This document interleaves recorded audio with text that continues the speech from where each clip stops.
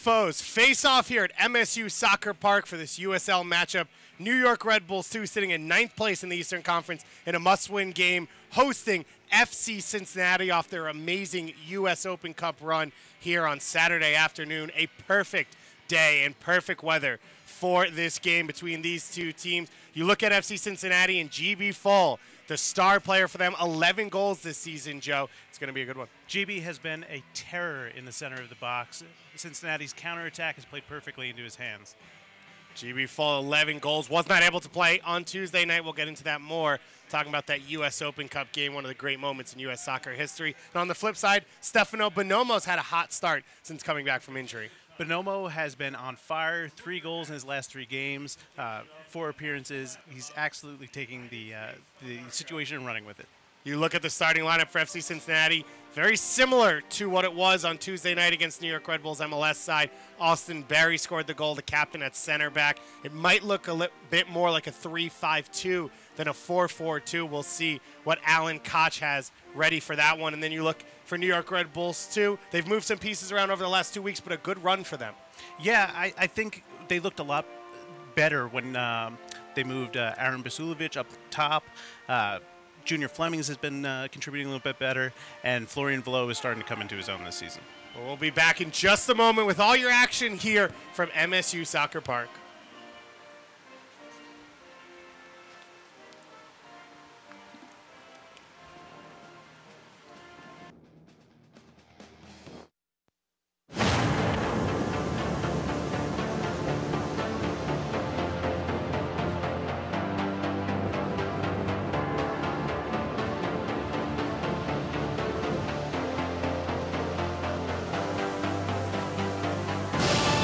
We've raised the stakes.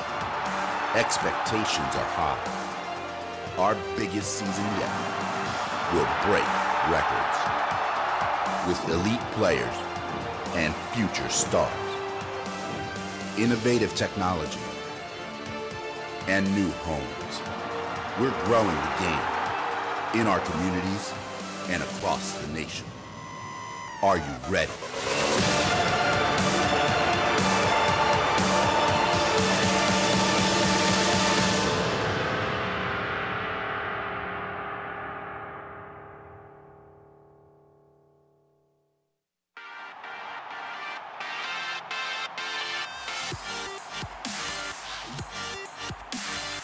Ready to go. Big-time atmosphere here at Red Bull Arena. What a shot saved by Robles. Bradley right for it has scored! The ultimate scoring machine. And New York is on fire. Hashtag New York is red. And who would argue with them?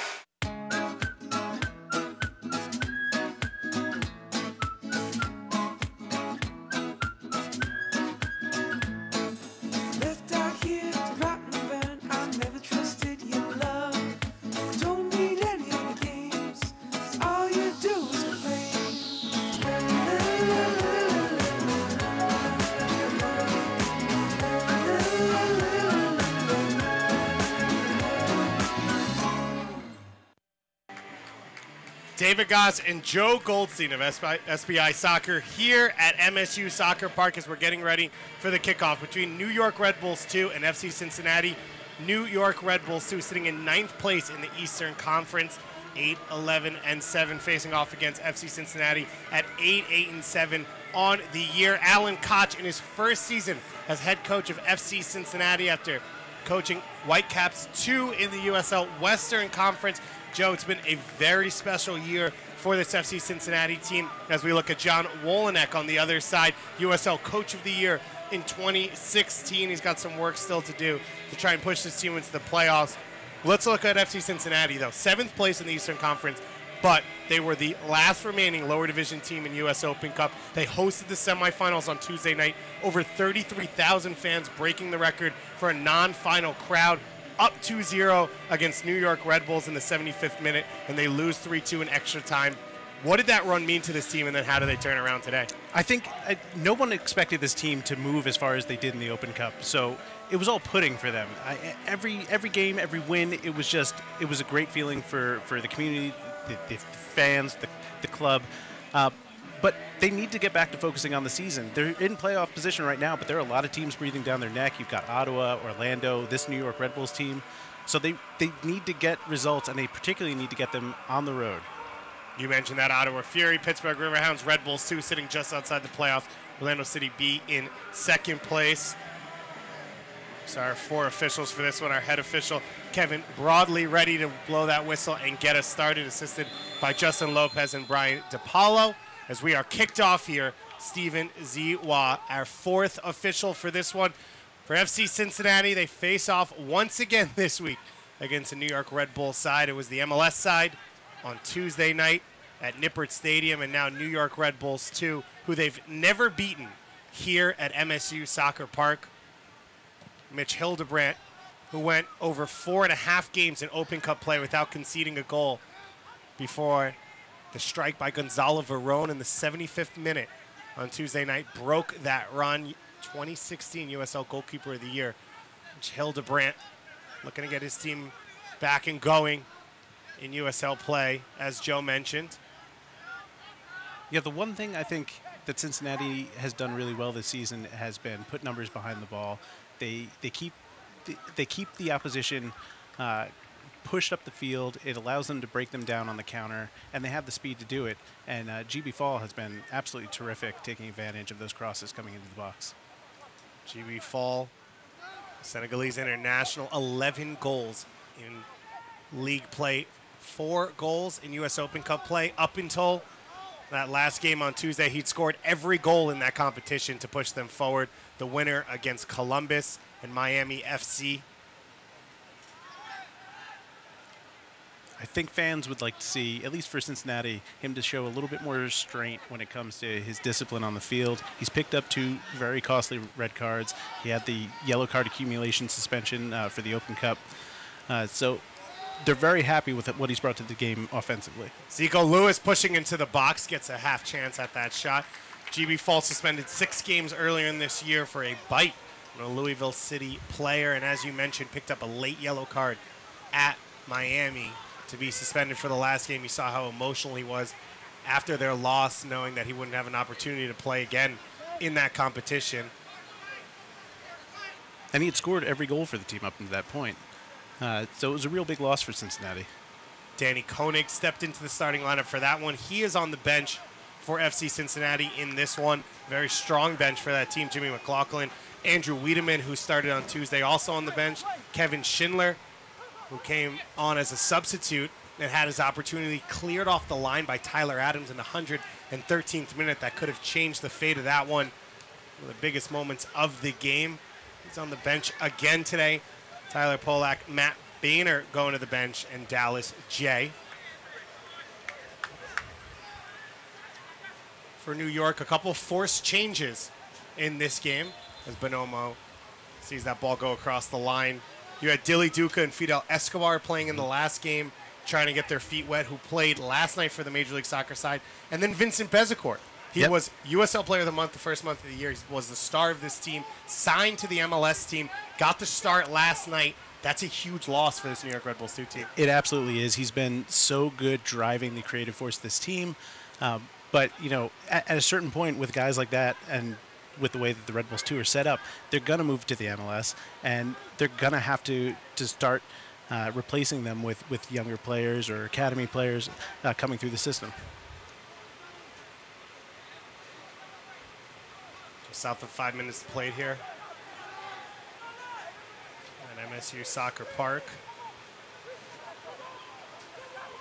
Posu with the throw in here out of the Barcelona Academy. This is his second spell in USL, first time with Wilmington. Fall goes back to Nicholson, who steps into the starting lineup in place of Sam DeWitt, who picked up the yellow card in their last game, their last league game, a 5-0 loss on the road against their biggest rival, Louisville City, the biggest loss in FC Cincinnati history. You could think maybe, Joe, their focus at the time maybe wasn't on that game. Looking forward a little bit to Tuesday night in the Open Cup semifinal. Yeah, I think you've got 2 really tough games in a row for them. Obviously, going down a man early and then just giving up 5 goals is tough for any team. even if their focus was on the Open Cup. And then, of course, losing after having a 2-goal lead. Tenari lays it off for Velo, whose shot goes high. So that's going to be a big thing for Cincinnati. Can they rebound after having that tough week? And one of the things that you're going to have to watch from the Red Bulls, are they going to take their opportunities from outside the box? Because if a team's going to pack the numbers like Cincinnati is wont to do, that's where they're going to find a lot of their opportunities, and they create chances off of rebounds. Velo, 3 goals last year, the biggest one coming on the road at FC Cincinnati. A massive 2-1 win for New York Red Bulls, too, that really propelled them down the stretch towards their 2016 regular season championship and then on through the playoffs, eventually becoming postseason champions as well. One of 3 teams in USL history to do that. Yeah, that was a great win. They came from behind. They were a goal down. I think in the last 15 minutes they scored 2. It was Florian Velo's first goal. So there was a lot of big moments in that match, and it really showed the resiliency of that young team. A lot of orange here at MSU Soccer Park walking in. A lot to be proud of for the Cincinnati natives. This team has really taken a hold of that community. Headed down by Delbridge. Tenari picks it up on the top of the box. Clipped into the box. Bonomo can't get there. Barry with the initial header. And now Cincinnati try and clear their lines. That whole play was set up by Andrew Tenari, just being a little bit smart about how he was pressuring and getting in the way and making that interception. Jordan Scarlett down behind the play. Scarlett starting at center back alongside Hassan Endam. Those two starting to build a partnership as they both get healthy and comfortable in front of Rafi Diaz today. Rafi Diaz coming on in place of the homegrown player Evan Loro.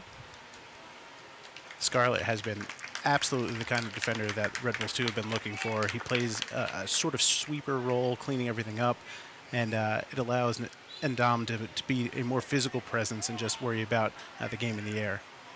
Noah Powder here on the ball, starting at left back, just signing about a month ago with this team. David Najim, who's started to get more and more comfortable as a full-time right back here on the ball. Tenari into the feet of Velo. Velo's got space on the top of the box. Another shot, this one blocked. The deflection falls to Flemings. His cross blocked. Good touch from Najim to keep possession. Shiganobu and Andrew Tenari in central midfield. Noah Rune Basulovic, who had played every minute for this team through their first 13 games, but still out with a red card suspension, although he does have some work to do today. So he'll join us at halftime. Tenari's shot is blocked down by Hildebrandt. I've really been impressed with what Tenari's been doing over the last couple of weeks. They needed a player who was sort of a pit bull, who could maybe force the issue. Even if he's not getting in on tackles, he's forcing opposing midfielders to make decisions quickly. Tenari out of Columbia University. Not a Red Bull Academy player, but a player that they were very familiar with from his time at Albertson. And Bonomo is able to win that turnover. Velo looking straight back to him, and it's intercepted. I think one of the things Coach Wolnick has said is Tenari finishing up school at Columbia University to start the USL season, and since he's got out of school and had more time to be at training, we've seen him, as you said, grow and grow with this team, a big piece in that central midfield. Yeah, well, they started him off on the wing, and I'm not sure if he was really equating himself well out there, but since moving inside, I think the midfield has looked a lot more dominant. Endam, on loan from the MLS side, getting most of his minutes this year with Red Bulls 2. GB Fall gets by 1, gets it into the feet of Greg. Greg trying to get it back, and finally knocked away by Najim. A ton of size up front for Cincinnati. GB Fall and Kyle Gregg, both 6'2". An intimidating front line. Danny Koenig as well off the bench. Fall's got an inch of space to work now. He can't get a strike away. Gets it through the legs towards Greg. Greg slides. Fall's chance to shoot, and he hits the crossbar. Well, right there, that's exactly what makes Cincinnati so dangerous. They don't have much of the ball throughout the first 10 minutes of the game. They get, 2 good looks, and one goes off the crossbar. GB Fall suspended from the U.S. Open Cup semifinal on Tuesday night. Back in the lineup, took him less than 10 minutes to make an impact, bashing that shot off the crossbar. See here on the replay, the best look of the game so far for either team. You know, teams like Cincinnati, they don't look dangerous until they are. Red Bull very fortunate not to be down right now. Yeah, and I think Jesse Marsh's side can attest to that. Dominating possession, over 75% in the first half and going down 1-0 to Corbin Bones' strike on Tuesday night. Dominating the second half again before Austin Berry put it in the net in the 61st minute. Yeah, that type of play has troubled both Red Bulls 1 and 2 for the last 2 years. So it was good to see them overcome that.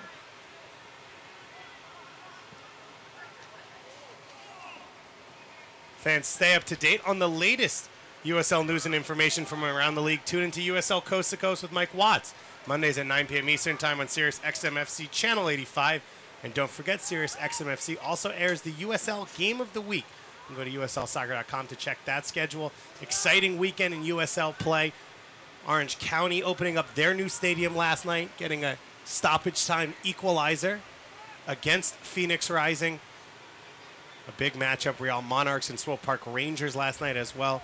That one finishing 2-2. Yeah, Swope Park took a little bit to find the season this year, but they've come on very strong throughout the summer and have been very impressive. I think they're one of the best teams in the West. This Red Bulls 2 team, their first year, a slow start, a strong summer to get into the playoffs. They won their first ever playoff game that year hosting Pittsburgh. Last year, a slow start again, a dominant summer. The second half of the year, they were head and shoulders above everyone else, setting records in goals scored, shutouts, goal differential. And then this year, another slow start. It's already August. There's not a lot of time left. But this team started to play better over the last few games. A 2-1 win at home against Rochester, as well as a 1-1 draw against first place Charleston on the road in the last game. What have you seen from Red Bull Sioux over the last month? So I think just getting some of those guys back who have been injured or not having a good cohesive unit that was playing from game to game has been difficult for them. And that's the nature of this team is you're going to have to incorporate some first-team players from time to time. Noah Powder getting a bit of a hip check there. But as the summer goes on, the guys kind of fall into place to where they feel most comfortable, how the team functions best. And, sometimes it's just as simple as someone like a Stefano Bonomo suddenly coming through and scoring goals like he has. So it's just a matter of consistency, which has always dogged them. Scarlett takes that free kick. It's headed back to Mitch Hildebrand's hands. Brandon Allen, the leading goal scorer last year, as well as still this year, sent on loan to Minnesota United, and Stefano Bonomo, has stepped into that role. You mentioned 3 goals in 4 appearances since coming back from injury, 3 straight starts. He's brought up a little bit more of that center forward presence that this team was missing. Yeah, that's exactly right. I think Brandon has a ton of great tools as a goal scorer, but maybe not always the best at the hold-up play. Stefano does a much better job of that, and it allows players like Junior Flemings or Zico Lewis to get a little bit more involved. Velo making the run out of midfield. The ball from Scarlett. Velo's able to keep it in. He's got plenty of space to cross. Looking for the far post. Hildebrand comes out and takes it. And these are the moments where Red Bull have to be very careful, because those quick starts out of the back from a failed attack can really hurt them tonight or today. Fall up top has already threatened this team. Mitch Hildebrand looking to get it to his feet quickly. It looks like Alan Koch has gone with the true 4-4-2 for this one. Kyle Gregg playing a little bit underneath Fall up top. But a change from the 5-man back line that he has used large parts of this season. Powder coming forward to the feet of Bonomo. He's able to hold off his defender. Powder gets it back to Bonomo, who fakes the shot. Now tangled up with Barry. And a free kick goes in favor of Cincinnati. Yet it's a little bit surprising seeing them go with the 4-4-2, considering how much success they've had with the 3-man back line. But knowing that they've got to get different guys in because of the congested schedule midweek, it makes some sense. For FC Cincinnati, it does not get any easier. They have another midweek game coming up at home against Ottawa. So that'll be 4 games in less than 14 days for them. New York then travels to Ottawa on Saturday. That's their next game, so they've got a little bit of a break, or at least a normal schedule after this one. New York only 2 more home games after this. Yeah, not only do they have a tough road schedule coming up, it's against some of the best competition in the league.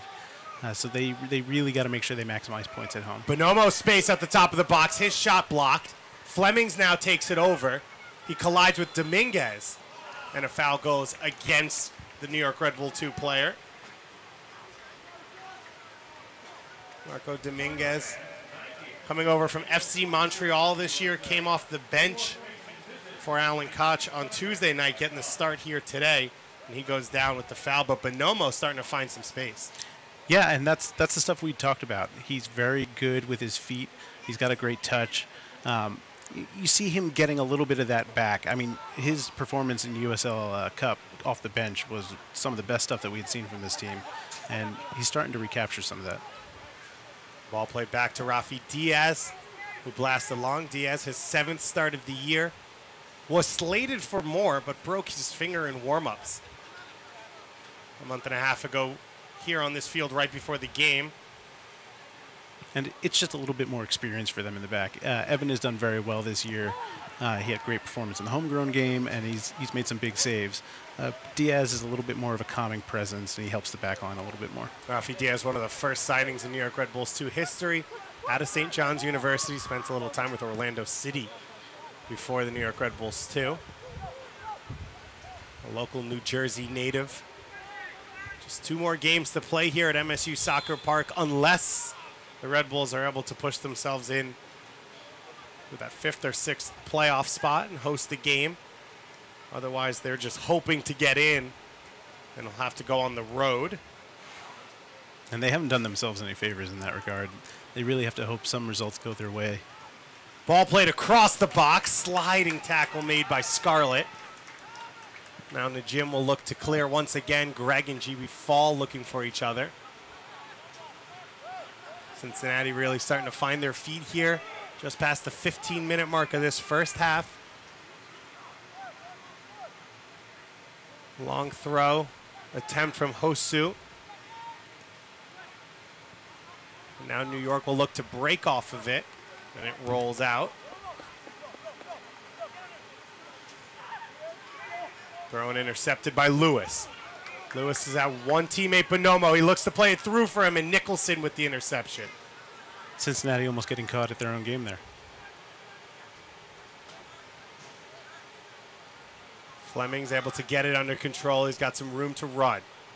Nicholson pushing Bonomo off the ball. And it rolls through to Hildebrandt. Hoyt now. Looking long. Greg and Fall kind of in the same area there. Velo wins the foul against Corbin Bone.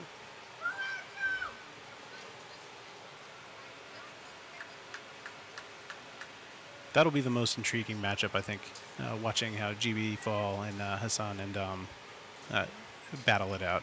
The two of them very strong in the air. Even though he's a big guy, maybe sometimes the physicality can be a little too much for him. And GB could feast on that. Fall, 32 years old, out of Senegal. Came out of Auxerre's academy in France. Has played all over the world, in Scandinavia, in Belgium, in Kazakhstan, and now here in Cincinnati. He's been a revelation this season for this team after losing Sean Okoli, last year's Golden Boot winner, to NYCFC. That one goes off Bonomo's chest and the feet of Nicholson. Shigenobu pressuring high. Still alive for New York on the top of Cincinnati's box. Shigenobu's pass intercepted, and now a chance to break for FCC. Fall one-on-one with Endom. Gets by Endom. Tries to cut back again. He's able to keep possession. Almost collides with Quinn there. And New York finally clears. GB Fall a battering ram, though, coming down the field. Game starting to open up for both these teams. Hosu back, takes it off the feet of Flemings. GB Fall 6'2", but not just size, Joe. You see that foot skill, that ability to keep possession to beat defenders. Yeah, and that's another part of Endom's game that he's kind of struggled with is trying to take players on one-on-one. Flemings looking to take on about 4 in blue and orange. The gym into the feet of Tenari. It was a blue out on Tuesday night at Nippert Stadium. Try and tone down the red of New York. For about 70 minutes, they did a very good job of that. And you could see how in awe the New York Red Bulls players were of the atmosphere and the moment. Bradley Wright Phillips going over to congratulate Alan Koch after the game, and Red Bulls players clapping away the Nippert Stadium crowd. This ball into the feet of Bonomo. On top to Tenari. Tenari back to Bonomo. And Delbridge is able to hold him off until it rolls into Hildebrandt's hands. I'm surprised how much we've seen Tenari kind of playing that 10 role for the team. Tenari pushing higher. Arun Basulovic, we mentioned, suspended for this one. Vincent Bezecourt, no longer with the side. No Derek Etienne Jr. for this one. So a big change in that central attacking midfield area for this New York team. And Florian Velo is going to have to take a lot of that on his shoulders. And he's had kind of a tough season so far, so it would be good to see him kind of assert himself a little bit more. And for such a big game, it's kind of tough for the Red Bulls now to be a little bit shorthanded, but they still have a lot of talent on the field. Velo out of Monaco, France, went to Rider University just up the street. Only came in halfway through the season last year. Zico Lewis on the ball, trying to hold off Hoyt. Bermuda International's able to. Gets it back to Velo, clips it in. Headed away by Barry on the far side. Now Powder on the ball, coming forward. He takes a knock from Dominguez, and our head official points to the spot. It's going to be a penalty kick coming here for New York. Kevin Broadley, no question about it, right on top of it. Yeah, I mean, you got to say that it's something that the Red Bulls, I think, it's well earned for them. They've been kind of starting to pile on the pressure. And yeah, I mean, no doubt about it. It's right at the edge, but the foul comes in the box. Stefano Bonomo wearing the captain's armband, coming back from injury. He's got 3 goals in 4 games since he's returned. Looking to give his team a lead here. In the 23rd minute of play. It'll be Bonomo to take. And he slides it into the side of the net. Easily done.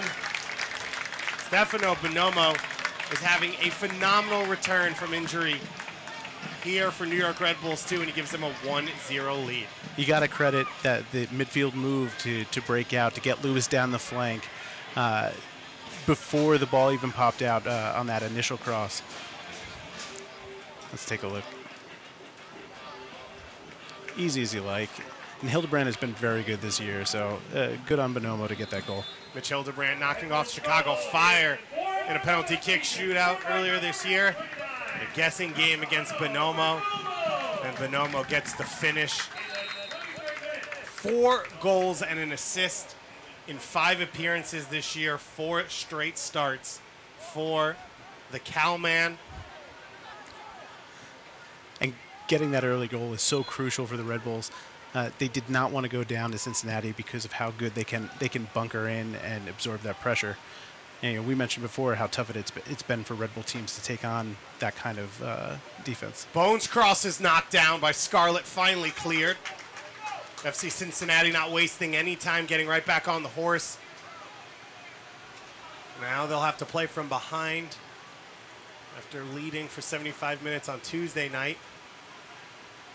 But they've got this man, their leading goal scorer, Fall this time to try and help them do it. It'll be the first corner kick of the game for Cincinnati. How about Kaz Shigenobu squaring up to Jibby Fall there? Shigenobu not yet in college. Committed to go to Princeton. And having a chance to play some pro ball here in the summer. On loan from the academy. It'll be Hosu to take. I mentioned that size. Austin Berry scoring his first goal of the year on Tuesday night against Red Bulls off a corner kick. GB Fall and Kyle Gregg, 6'2" each up top. Ball played in, it's knocked down in the box. And Diaz fortunate to see that one go wide and out for another corner kick.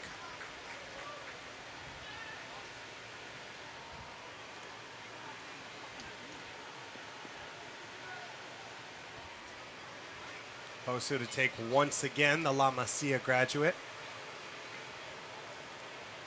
It'll be his left-footed service. Aiden Quinn right in front of Diaz. This one to the far post, headed back down. Rolling into the safe chest of Velo, who turns it over but is fouled. Red Bulls once again a little bit fortunate there that they picked up that foul. Aiden Quinn doing a great job in front of Rafa Diaz to just make himself a nuisance and hard for Diaz to get to the ball. We mentioned the hole at number 10 for New York Red Bulls 2. No Basulovic in this one. Bezecourt Gan Etienne Jr. not playing with this team for this one. How big is it to get a one-goal lead for this side? Oh, it's absolutely huge. There's not, despite the amount of talent out there, there's not a single guy who's been particularly creative in that midfield front three. So having this lead, being able to hopefully maybe build on that before the half if they can keep the pressure up, it would be huge for this Red Bull team.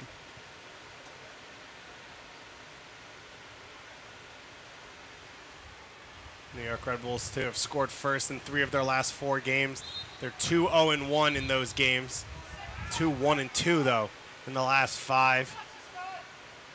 So a huge start for New York. And they're just 3 points back of this Cincinnati squad, so this could get them back on top of the in the top half of the Eastern Conference. Give them a little bit momentum heading into what we've talked about as a very rough stretch for them. Absolutely packed in set of teams. St. Louis FC in 12th place in the Eastern Conference on 26 points. New York Red Bulls 2 sitting in 9th and 28. So that's how tight it is for Coach Wolenek. You see stalking the sidelines there for his team. He's done a terrific job developing some of these guys. And having, not a lot of time with some of these players during the week and kind of figuring out who he's going to have available, but always putting out a pretty solid performance. Soccer fans, Nike is an official sponsor of the USL. For more information, visit NikeSoccer.com. The break closed off by Dominguez. Hoyt with the turnover in open field. And now Noah Powder pushing forward once again. He helped create the penalty kick foul. Tries to get inside of Barry, and it's cleared by Nicholson. And that's a big part of what Powder brings to this team. You see him pressure to create the turnover, force himself to the attack. He's very comfortable dribbling at defenders. Noah Powder, the captain of the Trinidad and Tobago U17s and now U20s, was part of the championship team last year for New York Red Bulls 2. Spent the bulk of the fall and spring of 2016 and 17 trialing with a number of teams around the world, including Paris Saint-Germain in France, before finally signing in July with New York Red Bulls 2 full-time. He started every game since that point. He's really solidified the left-back spot for this team. And before that, you had Kevin O'Toole, who did an okay job. Najem would fill in out there, but obviously you couldn't get the number of minutes out of O'Toole that you can get from Powder now that he's full signing. And Najem is just a lot more comfortable on the right side. Kevin O'Toole slated to go away for college.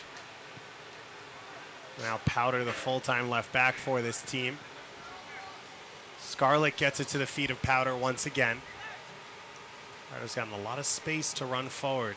Again to the attack. Najim now coming in. Back to the feet of Najim. Down the line for Flemings. Flemings cross, cleared by Delbridge.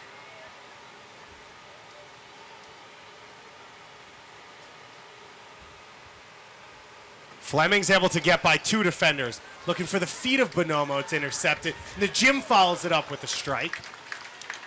Into the back of the goal there with the Rampage sitting behind. Fleming's in 2 very good positions there. You got to say those are 2 poor crosses, unfortunately, from him. You need to see a lot more creativity from him.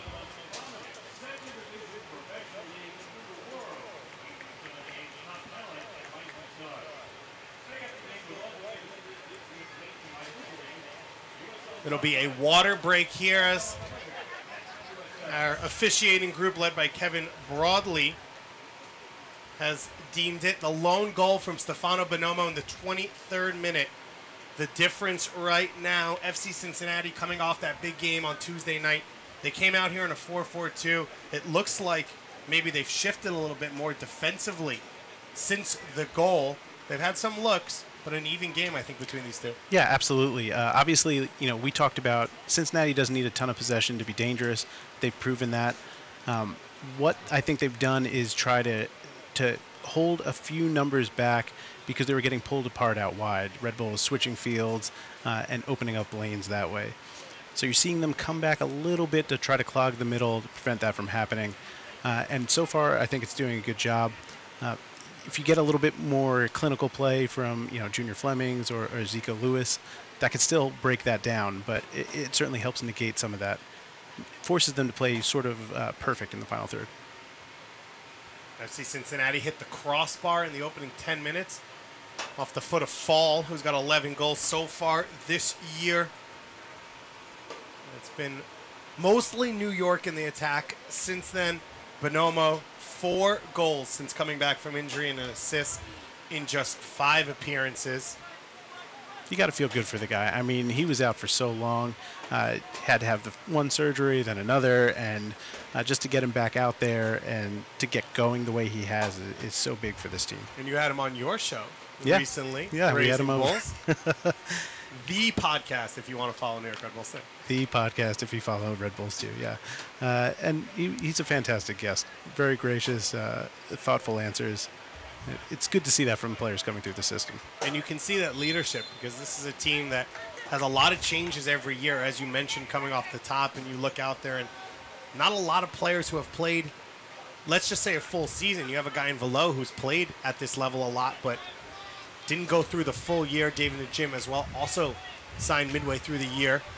So Bonomo really one of the only guys who has an experience of how to manage a USL season and how to get all the way from March to September. Yeah, this is, I think he's one of the only third-year players on the club. And it's showing. He's starting to become a leader on the field.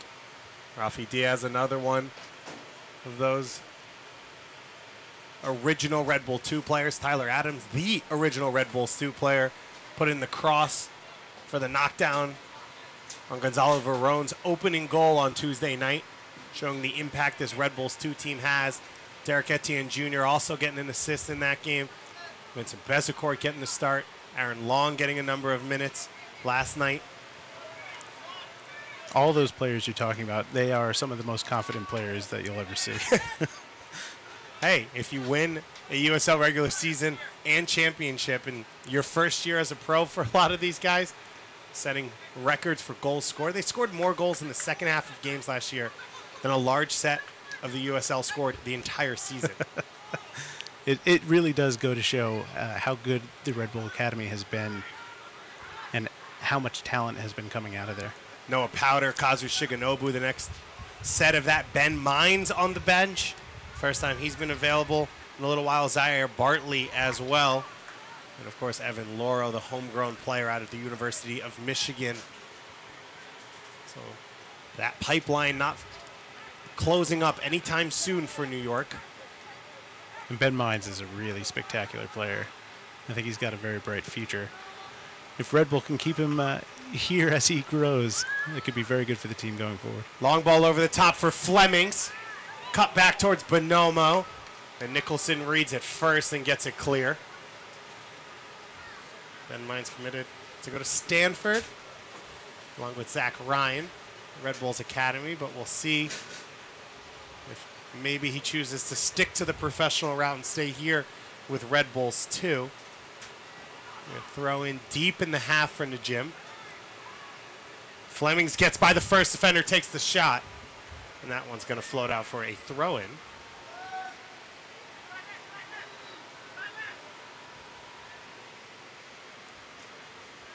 Fans, stay up to date on the latest USL news and information from around the league. Tune in to USL Coast to Coast with Mike Watts Mondays at 9 p.m. Eastern Time on Sirius XMFC Channel 85. You can also get the USL Game of the Week on Sirius XMFC Channel 85. Just go to USLsoccer.com to check that schedule. Lewis with the back heel for Powder. Powder cuts inside, and Dominguez this time makes the tackle clean. Intercepted by Velo. Miscommunication. We were talking about Bonomo's ability to hold up the ball. Just his touch on the ball has been very, very good, and that was a great example of it. Keeping the ball in tight space at the top of the box and helping distribute.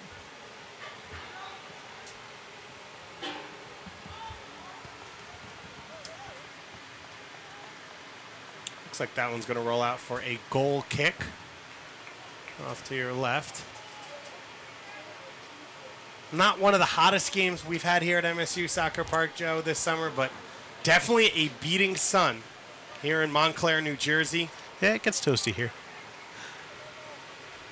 Red Bulls have they've kept fans, I think, very warm throughout the summer. 87 degrees. A real feel here. Fortunately not as muggy as it's been. And back to the feet of Diaz, Dominican Republic native. Now we're entering a really critical stretch for the Red Bulls. Some of the games that have gotten away from them, they tend to wilt a little bit at the end of the first half. Final 10 minutes to play here. FC Cincinnati coming off a huge week, a 5-0 loss, playing most of the game man down at Louisville last week, and then Tuesday night, 120 minutes at home in front of 33,000 in a US Open Cup semifinals against New York Red Bulls, losing on the 101st minute goal by Bradley Wright Phillips. Red Bulls have to be careful here. They're really dancing on thin ice with Powder cutting inside so far. Quickly taken out wide to Hoyt. He floats his cross in towards Greg and Fall. Knocked down away from Greg. Quinn's follow-up shot is put over the top. Deflected. And it's going to go out for a corner kick. Hoyt just had miles and miles of space there. They got to be really careful about that.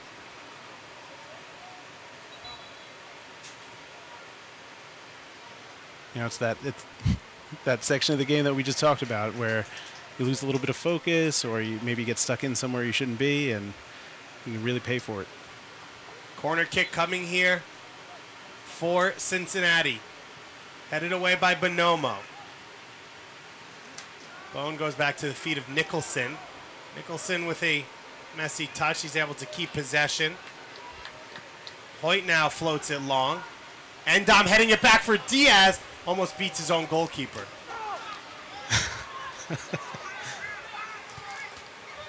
Rolled out quickly for Junior Flemings. Dominguez over. And is able to intercept.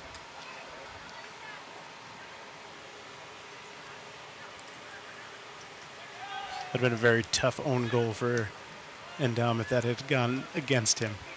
Mitch Hildebrand off his line a little. Junior Flemings tried to beat him with a shot, and it fell for Zico Lewis, whose shot was saved. An awkward play from start to finish. You could see Fleming's idea. Hildebrand off his line a little. Fleming shot nowhere near it. Hildebrand over slowly. That first touch from Lewis was fantastic. Great job to bring that down and take the shot. Lewis not giving up on the play. He scored the first ever goal in MSU Soccer Park history for New York Red Bulls 2. It'll be Tenari to take now. Headed away. Shigenobu puts it back into the box. Dominguez is able to clear. A chance to break maybe for the orange and blue. Fall in a foot race with Scarlett. Scarlett goes to ground and makes the tackle. That's that sweeping we were talking about with Jordan Scarlett. He's been fearless in the back, making otherwise difficult tackles look very easy and keeping things a little calmer than they had been. Jordan Scarlett, graduate of Iona University, New York City native, was supposed to be the full-time starter at center back to start the year. Shoulder injury kept him out for about 2 months. He's making up for lost time. Bonomo looking for the feet of Lewis. Red once again. Paul Nicholson's been immense at center back for this FCC squad.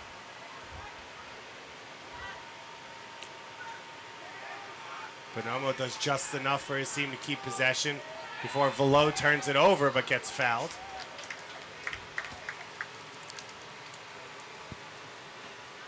We'll have Arun Basulovic here in the booth at halftime, coming up in about 5 or so minutes. New York Red Bulls 2 leading 1-0 here against FCC. Arun did so well in his opportunity to play that number 10 role, and he looked the most comfortable we've seen him all season, playing that holding role otherwise. Quickly taken, and that one of the most Red Bulls play you'll ever see, as Tenari took it just as Lewis put it down, but looked like our head official Kevin Broadley had told them to wait for his whistle, so a yellow card shown to Tenari, the first of the game. You got to think that's kind of a harsh card to get. Tenari picks up the yellow. It's him and Lewis still standing over it. Two-man wall. Lewis clips it in. Now Bonomo's header down. Oh, beautiful. It looks like it went off of Endom and in. So Tenari took the quickly taken free kick. He didn't get a chance for the play to run through, and then a goal off the second chance. Great ball served in by Lewis. Cincinnati completely taken off guard with the different look. And Endom and Bonomo were both challenging for it. Endom, I guess, gets the last touch on that. Let's take a look.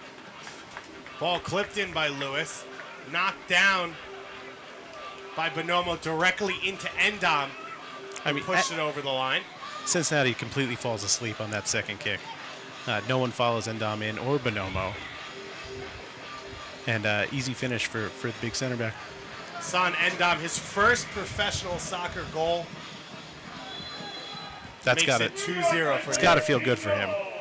I mean, he's been having a good year, but he struggles at times with maybe some mental lapses, especially at the end of the halves that we talked about.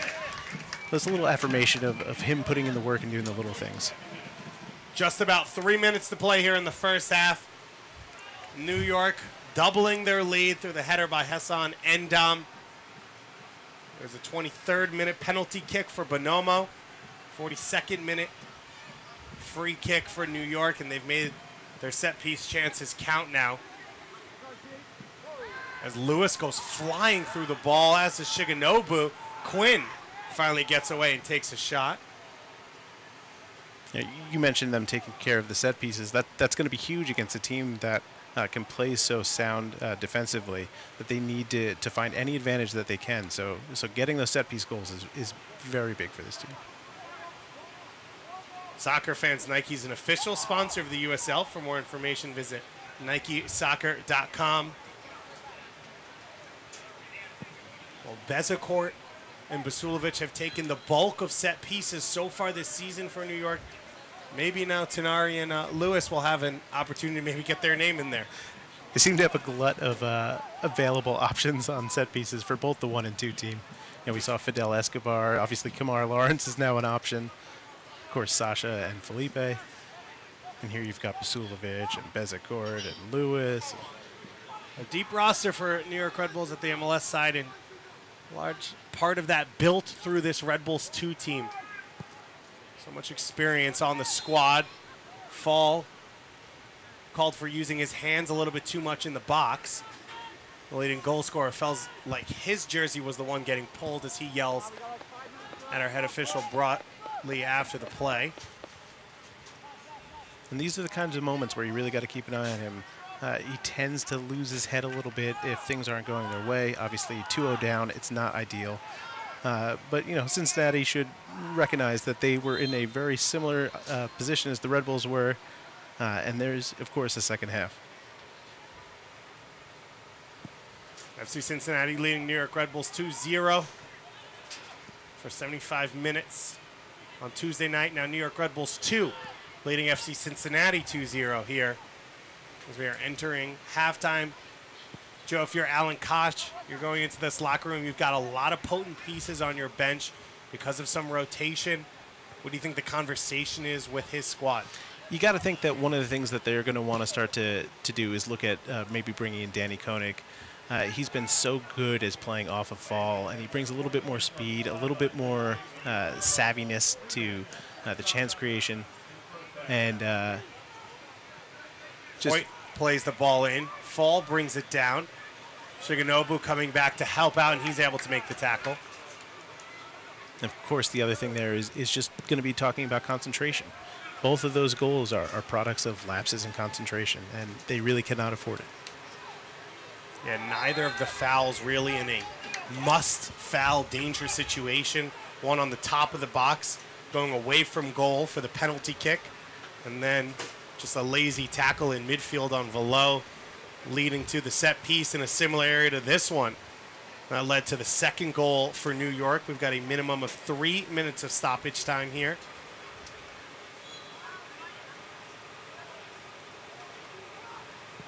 This time it's taken quickly by New York and too quickly for their own team. A little too much mustard on that one.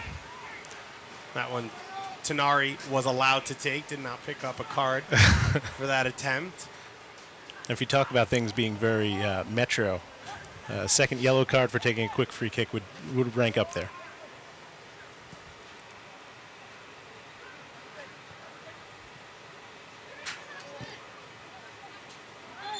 Fall goes down and gets fouled. We'll have Arun Basulovic coming up for a couple of minutes at halftime here as New York Red Bulls 2. Austin Barry's header is saved by Diaz. Spectacular save by Diaz there. Great job to stay on the balls of his feet and just make that great reaction save. Barry, no goals in USL play so far this year, just the lone goal on Tuesday night against Red Bulls in Open Cup play. As you said, Diaz having to make the save. Barry down on the ground after the play. Looks like he might have collided heads with Noah Powder a little bit. The trainer now out to look at these two. FC Cincinnati, as a franchise, have been a wild success, Joe. Nippert Stadium averaging over 16,000 fans last year. Yeah, I mean, the attendance has been spectacular for them. Talking to some of their beat reporters, they want to see a little bit more success on the field. They've done well. They've been an average team, but they really want to reward those huge crowds that are showing up for these games with a little bit more precision. Third place last year in the Eastern Conference. This one played in off the corner kick, knocked down in the box, and a free kick will go for New York as Fall collides with Rafi Diaz. Third place finish last year for FC Cincinnati in the Eastern Conference. A good look the first season. So we see the replay of this one. Yeah, Fall didn't really even have a play on the ball there. He was just looking to get his body involved. FC Cincinnati upset in the postseason. In the quarterfinals. And this year, it's just about securing a playoff place for both these teams to see if they can get themselves in the USL Cup conversation. And right now, New York Red Bulls 2 are on their way, leading 2-0 here at halftime. Your coach Wolenek, how do you make sure that the second half looks a lot like the first? Well, a big part of any of the issues that Cincinnati presents to the Red Bulls is that transition game. So you got to make sure that you really take care of the ball in the middle of the field. So now Coach Wolenek's side will be able to rest a little, get some water in this 87-degree weather, as well as Alan Koch's team. Stefano Bonomo, a goal in this one, the captain off the penalty kick. What a performance it's been for him. What a difference maker he's been for this team here so far this season. And they've needed someone to step up. I mean, losing Brandon was a huge part of their offense.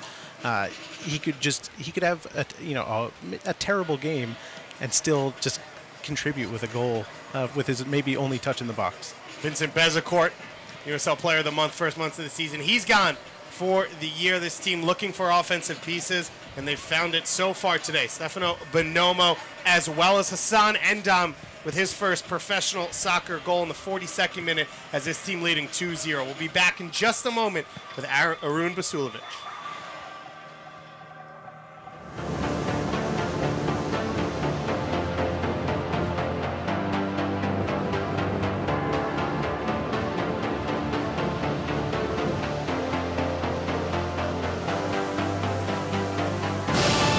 We've raised the stakes.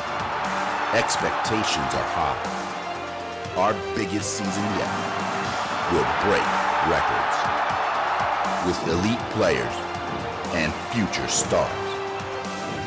Innovative technology and new homes. We're growing the game in our communities and across the nation. Are you ready?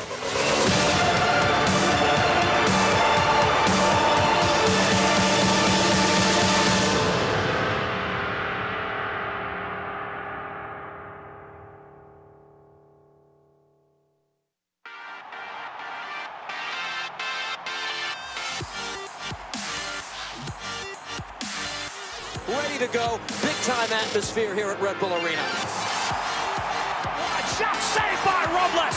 Bradley right for it has scored! The ultimate scoring machine. And New York is on fire. Hashtag New York is red. And who would argue with them?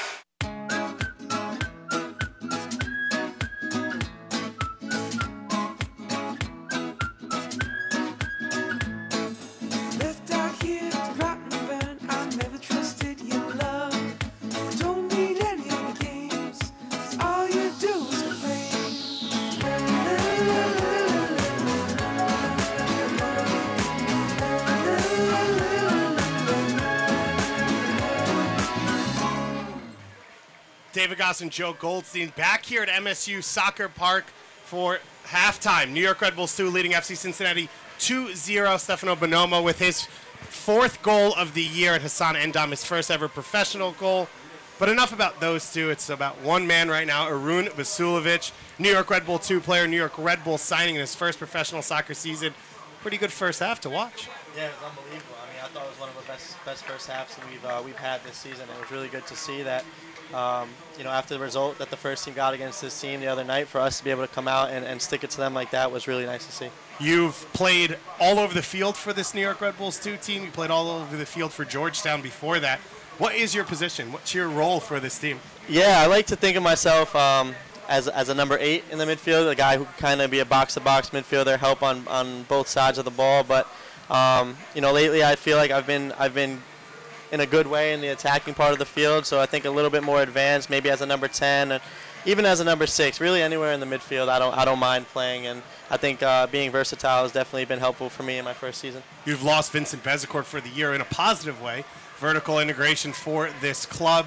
You've had Derek Etienne Jr. in and out. How tough is it for this team to keep things going, especially in the attack as pieces move in and out? Yeah, it's really tough, but as you can see, the depth we have on this team is truly remarkable. I mean, you have guys on the bench like Zico Lewis is getting his chance today, but he's had to spend some time on the bench. Junior Flemings as well, and when they step on the field, the level doesn't drop at all, and they're hungry to prove themselves. And I think it goes to show in a game like this that we're up 2-0 with a lot of regulars out of the lineup.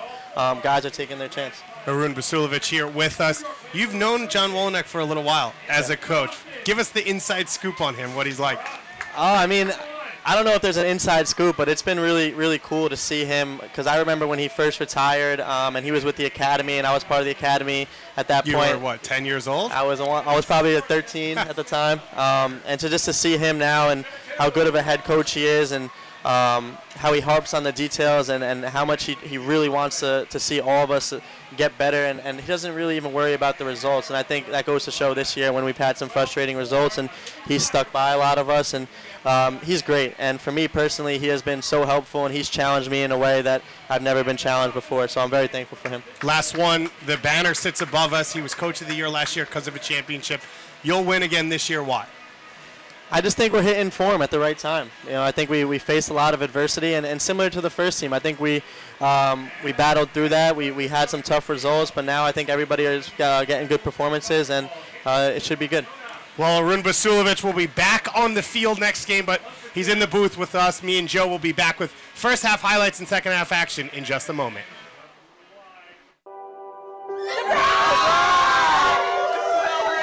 I see the future is really bright for me. The high school diploma is just added to the confidence, and now I feel unstoppable.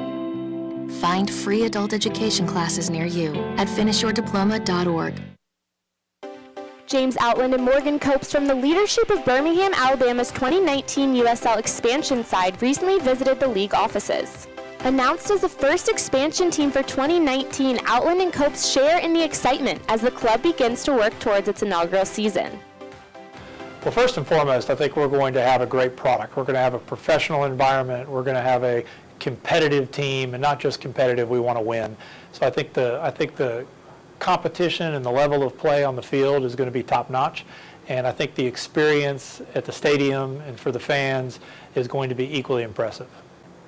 What excites me about being in the USL in 2019 is it's a dream come true. I mean, this is something that, there's a group of guys and individuals who have put a lot of time, a lot of blood, sweat, tears, everything you can think of from a grassroots perspective, startup, to see it come to fruition, when this whole thing really kind of started from, just a couple beers at a local brewery. This whole idea, to see it come to fruition, it's going to be incredible.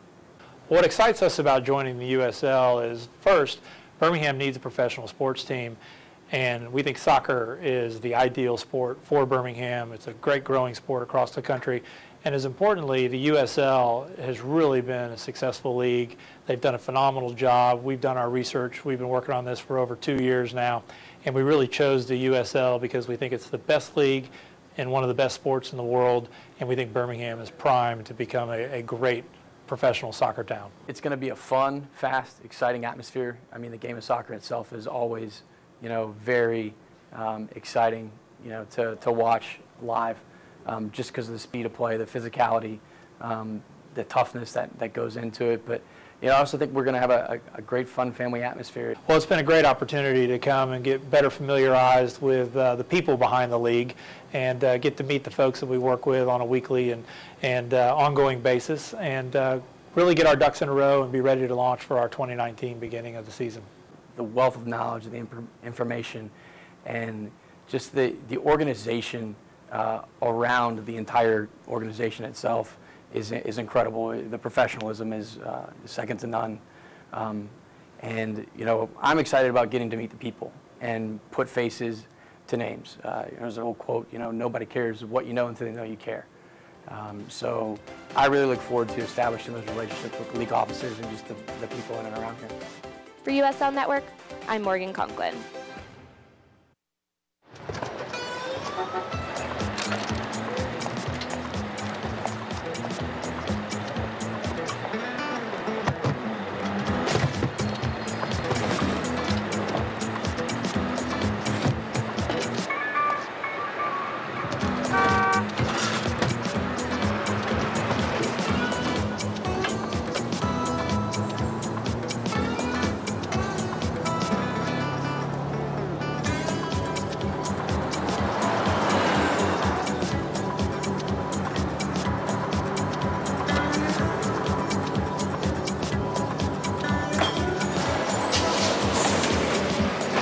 It's a short ride from your neighborhood to your naturehood.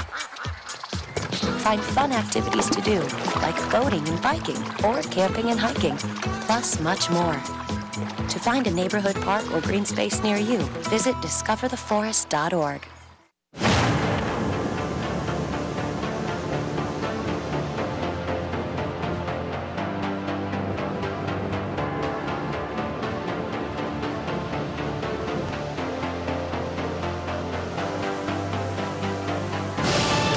We've raised the stakes. Expectations are high. Our biggest season yet will break records with elite players and future stars. Innovative technology and new homes. We're growing the game in our communities and across the nation. Are you ready?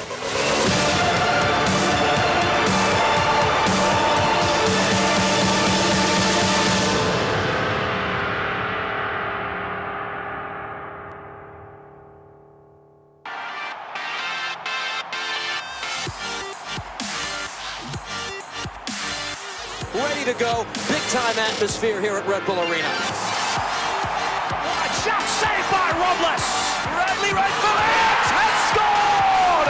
The ultimate scoring machine. And New York is on fire.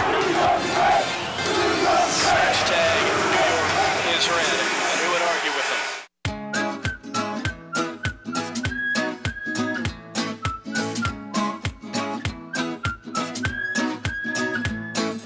Left out here to rot and burn. I never trusted your love.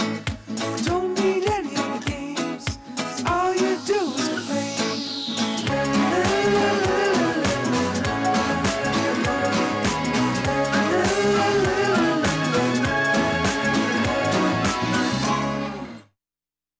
MSU Soccer Park home to 2 games and a half left this season for New York Red Bulls 2 in its inaugural year. A 2-0 lead over FC Cincinnati for the Red Bulls 2 squad. A goal from Stefano Bonomo, his 4th in 5 games, and the first ever goal from Hassan Endam to get them up 2-0. Let's look at the highlights, Joe. GB Fall got it started very early for this team. They didn't have a lot of possession, but a dangerous look. Exactly, and that's everything we talked about coming to this match. Fall is going to get on the end of anything in the box that he can, and he's always going to be dangerous. Noah Powder coming forward. He earns the penalty kick from Marco Dominguez on the top of the box, leading to Bonomo's 4th goal of the season. Easy as you like it. He just reads the keeper very well. Red Bulls 2 had been very good from the penalty spot pretty much throughout the entire squad, so no surprise there. Second goal coming late in the half, the 42nd minute. Hassan Endam, his first professional goal off the free kick from Zico Lewis. It's different names, Joe. Arun Basulovic was here talking about that. Different guys, a lot of guys out of the lineup, but one of the best first halves this team has played. Yeah, you just see guys stepping up when they need to, and that's something that maybe wasn't happening early in the season. But now you've got a lot more time under their belt. They've got a lot more that they've gelled together, and you just see that they're very comfortable playing off each other, and that's something that's been a big struggle for Red Bulls 2 throughout the season. For FC Cincinnati, a 5-0 loss, man down most of the game last week at their rival Louisville. Up 2-0 in the 75th minute. They go 120 against New York Red Bulls in the U.S. Open Cup semifinal, lose 3-2. Mentally, emotionally, as long a week as you can possibly have. How does this team rebound now down 2-0? Look, I think they approached this match with a great mentality. They entered, Jibby Fall had that great look early, so they were doing the right things. It's very difficult. It's exhausting for a team to have to continually pick themselves up like that. They had all that focus on the Open Cup game. It did not pan out for them for whatever reason. And now they just got to refocus themselves. They know that there's going to be some time where they need to rebound following such an emotional loss. But they've got so little of the season left, and road points are so precious in this league that they need to settle down a little bit. They were doing some very good things, and I think they can find the game if they could just clip a goal. You look at Aiden Quinn and Corbin Bone in central midfield, some of the guys who have to cover the most ground. Both of them played 120 on Tuesday night. Marco Dominguez rotated and came off the bench. Of course, the 2 forwards weren't available on Tuesday night. How early do you expect to see a substitution from Alan Koch? You got to figure with the heat being a big factor that, by about the 60th minute, you're going to start seeing some of those changes. And they've got a good amount of talent sitting on that bench with Danny Koenig, Andrew Wedeman, Jimmy McLaughlin. So it's certainly not over for Cincinnati, and 2-0 is a very dangerous lead, as any soccer fan knows. No substitutions here for New York Red Bulls 2 coming out of the halftime locker room, and it'll be exactly the same as well for FC Cincinnati here for the second half. between these two sides. New York Red Bulls still leading 2-0. They've never lost to FC Cincinnati, and they're trying to get themselves back in to the playoff conversation here. Only 2 home games left at MSU Soccer Park. A brutal away stretch to end the season for New York. For New York, if they could come out and stay compact and maybe absorb some of the pressure that I expect Cincinnati's going to put forward, it'll be very good for them to maybe try to clip another goal themselves and put the game away early. Well, you said you'd want to see subs. There it is. Jimmy McLaughlin comes in at halftime for this FCC team. He comes on in place of Marco Dominguez, who got just his second start of the season. The former FC Montreal player gave up the foul for the penalty kick in that first half, so McLaughlin will go in a more attacking player, Joe, in that midfield role. Yeah, he is a really tricky and quick player. If he can get going and find some touches early, he could certainly cause a lot of trouble in the transition. Former Philadelphia Union homegrown player, spent some time with Harrisburg City before joining FC Cincinnati for their inaugural season. Came off the bench on Tuesday night with some fresh legs for Alan Koch's team against New York Red Bulls. Quinn down the line for Hosu. Left foot curled into the far post. It goes over Fall, and he's not able to chase it down. And you're seeing it right away. They're looking to play a little bit more combinations, hold possession a little bit more. You've got some overlapping runs happening, so they're definitely trying to get something back very quickly. New York Red Bulls, too, in their home white jerseys. Going right to left on your screen. FC Cincinnati in their home blue and orange and white.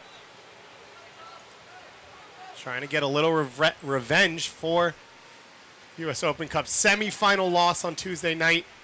We're trailing 2-0 here. Of course, that was the bogey score line for them before they fell in that one. And they turn it around here in the opposite direction. McLaughlin off the bench trying to make that the case. Endom goes up and wins the header. Flemings gets cleared out by Nicholson. And that ball rolls out for a throw-in. I think any question that fans might have about how Cincinnati's going to approach the second half, just look how far they're pushed up the field compared to where they were in the first half. They really want to pile on the pressure and force New York into maybe some turnovers in their own half. And Paul Nicholson started this game playing center back in a 4-man back line. It looked like, Joe, they shifted to a 5-man back line, and now Nicholson may be stepping into midfield, making it more of a 5-man midfield, trying to push more numbers up the field. Well, it makes sense they'd want to compress, considering the amount of trouble they've had dealing with Tenari and Shigenobu. I thought the young academy player had done a very good job of asserting himself and not playing overly complicated. Shigenobu here in a battle with Bone. The Wake Forest alumni comes away with it. Greg coming all the way back towards his own goal. So it looks like McLaughlin maybe goes up into a 3-man forward line. Nicholson stepping in to make it a 4-3-3 for Alan Koch. And that's going to force Najem to play a little bit deeper, and that will open up some space on the sideline over here. We haven't seen Hosu and Hoyt get as far forward as we have gotten used to this USL season. Now Delbridge making the run around Hosu. He's got space to cross. Lewis with a flying block right in front of a group of FC Cincinnati fans there in orange on the side. As if on cue, they launch right into that. And that's exactly what they're going to want. They're going to want their fullbacks forward to force New York to play a little bit more honestly. Fall brings it down, looking for the feet of McLaughlin, and Diaz clears. Delbridge touch just a little bit too long.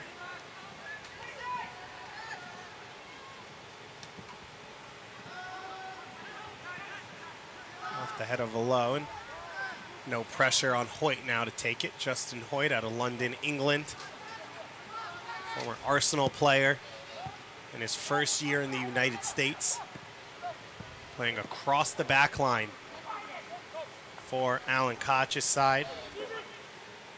And this is good for the Red Bulls to relieve some of that pressure from the first couple of minutes and find another chance. A chance here for Lewis. He can't save it once again. But threatening Mitch Hildebrandt's goal early on here in the second half.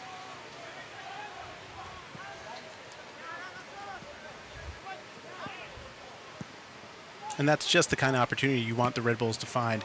As Cincinnati is now going to push up, there's going to be space behind them. So can the Red Bulls counterattack effectively could be the story of the rest of this game.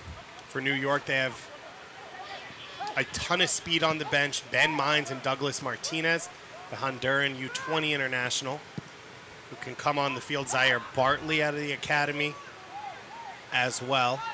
A few defensive pieces in the Swiss giant Tim Schmoll, Ethan Cutler, and David Abidor. Lewis now one-on-one with Hosu. Cuts in on his left foot, held up by Hosu. A battle between those two. And then Shigenobu earns a free kick, and it'll be the first yellow card of the game to FC Cincinnati. Hosu just leaving that leg up as he came across. Kind of a tough tackle. It was a good battle up until that point between Lewis and Hosu. You can see pulling on the jersey a little bit, those two both fighting for it. Yeah, it looked like Hosu maybe got a little bit aggravated at the way that Lewis approached that. He did a good job holding him off, and coming off that challenge, he went in a little bit fiery. So it'll be Tenari and Lewis over this one. We've seen them try to take that quick free kick twice now. One time Tenari picking up a yellow card where Lewis puts the ball down. It's already on the ground this time. It was Lewis's service for the goal in the 42nd minute. Hassan Endam headed in, but not from as tight an angle. Watch Scarlett's movement as whoever approaches this comes up to the ball. Lewis steps over it. Tenari curls it in. Goes through everyone, and then Bone clears. All 11 players back to defend for FCC.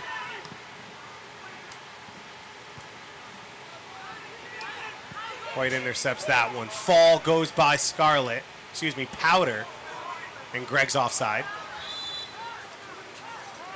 Flag goes up immediately.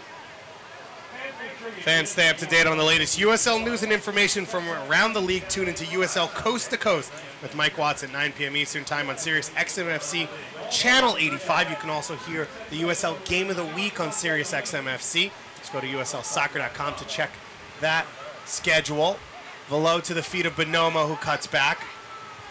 Laid into the feet of Tenari, and his shot goes across everything. Really nice attacking move there. Great job by Velo to hustle, to get on that ball, to keep possession, to help set up the rest of that attack. And you got to give credit once again to Stefano Bonomo, just doing the hard work there, keeping the ball at the top, dishing and finding Tenari. Tenari with that shot. Joe, we've said his name a lot. Andrew Tenari, no Basulovic in this one. Bezecourt's out. Has a through ball now for McLaughlin. In a foot race with Endom. Jimmy McLaughlin flying. His left-footed shot is blocked. Once again now, McLaughlin gets to the end line, cuts it back. Instant impact from the substitute here early in this second half. That's that dangerous speed that he brings to the game. And you get one good look like that, and it could turn the entire thing around for them. Fall setting him up with the through ball. That'll be a throw in for Hosu. An illegal throw called. And we were talking about Andrew Tenari. He's done a great job today about linking up the midfield with the back line, helping pressure as we discussed earlier, and now finding a little bit more on the offensive side of things and taking those shots from outside the box. It's very good for a young player like Tenari to start to take the reins of the midfield. The gym waiting to take the throw in. 87 degrees and sunny here, a perfect afternoon. Only 2 more home games here for New York Red Bulls 2. In their next game, they travel to Ottawa. They then return on September 2nd to host the Tampa Bay Rowdies for the first time ever. They finish up here on September 30th. At their last home game. Ottawa certainly struggled for consistency like this team, but when they're on, they can be very dangerous. Yeah, they've ripped teams apart. 5 6-goal games that have struggled at other times. Still a lot that needs to be made clear in the USL playoff race to see who's in, who's out, and who's going to be on form heading into the playoffs. Charleston Battery started the year unbelievably well. They've come back down to earth as Rochester's gotten better and better. And the opposite side of that, Charlotte started off very cool and have become one of the hottest teams in the entire league. Jorge Herrera and Enzo Martinez pushing that team forward, potentially even into USL Cup championship conversation under Mike Jeffries. I certainly think the fans are looking at it that way right now. They've been so hot throughout the summer. It's maybe a question of they got hot a little too early, but this isn't exactly like MLS, especially with the playoff format the way it is with one-off games. So it'll be Hosu to take this free kick. Similar area from where Lewis played it in for the second New York goal. Floated in towards the far post. A foul called, even though Diaz took it safely right in front of the Rampage, the supporters group for New York Red Bulls 2. I think Cincinnati's responded very well in the first 10 minutes. And Red Bulls are also countering that the way that I think that John Wolenek would want. Hassan Nadam making that big block earlier and keeping danger away from the net, which has been a big problem for the New York Red Bulls too. So Diaz waving his team forward.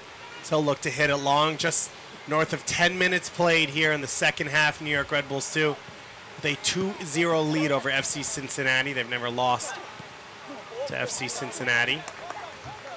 No Vincent Bezecourt, who's been signed to the MLS side. Arun Basulovic will be suspended for 2 more games after his red card against Rochester.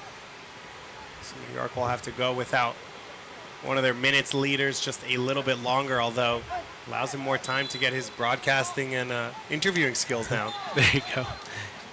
He's done very well. We had him on the podcast this year as well on Raising Bulls, and he's very poised for such a young guy. He's been part of the Red Bull Academy for such a long time under John Wolenek, as he said, since Wolenek retired. One of the many Red Bull Academy players to go to Georgetown. That was around Alex Muehl, Brandon Allen, while he was down there. You know, there was some discussion about Adam Najem or Arun Basulovic, and it was clear that the organization looked at Basulovic as maybe a more fitting piece for their style. And I think that speaks volumes to how well he's done in the academy, in college, and now at his first professional level. Yep. Najem at Akron University, if he had gone into the draft, was expected to be a top 2 or 3 pick. Ended up being traded and signing with Philadelphia as Bonomo's put through here. Hildebrandt takes him. Of course, his older brother David here on New York Red Bulls 2. They grew up in Clifton, New Jersey, about 6 minutes away from here. And he certainly got his chance for revenge against the club. Adam Najem scoring his first pro goal here at MSU Soccer Park for Bethlehem Steel in a victory over New York Red Bulls 2. Scarlett pressured by Gregg. The line for Powder goes out.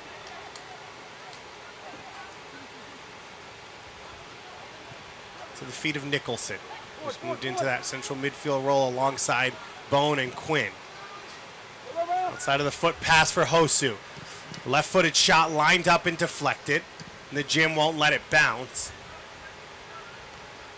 Velo's touch goes in the wrong direction, but Endam is able to blast it clear. Now Bonomo gets on his horse in a race with Berry. Ball put out by Austin Berry into that New York Red Bulls 2 bench. Bonomo can't pick up the ball, and Coach Wolenek gets a little bit of control for a second. Yeah, they had maybe an opportunity to counter there, but butterfingers, if you will. Coach Wolenek then slows the play down as his team's leading 2-0. Austin Berry thought he got fouled on the last play, and he goes through the back of Bonomo here, and that's an obvious yellow card for him. You know, we spoke specifically about GB Fall getting a little bit frustrated at times, but that I think that's been an issue with Cincinnati in general, that they can get a little bit heated and make some bad decisions, and it costs them at times.